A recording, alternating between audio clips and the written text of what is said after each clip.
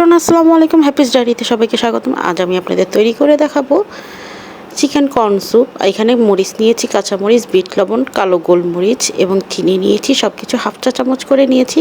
কাঁচামরিচ দুটি তা কুচি করে নিয়েছি। আর চিকেনটাকে আমি সেদ্ধ করে নিচ্ছি। একটা বুকের মাংস সিনা মাংসটা নিয়েছি, ছোট ছোট করে কিপ করে দিয়েছি পানির মধ্যে।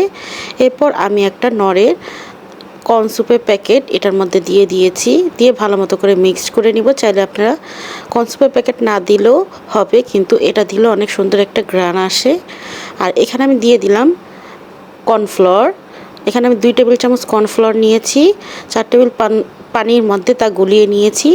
আর এখানে একটি ডিম নিয়েছি, ভালো মতো করে আমি কাঁটা চামচের সাহায্যে এটা ফেটে নেব।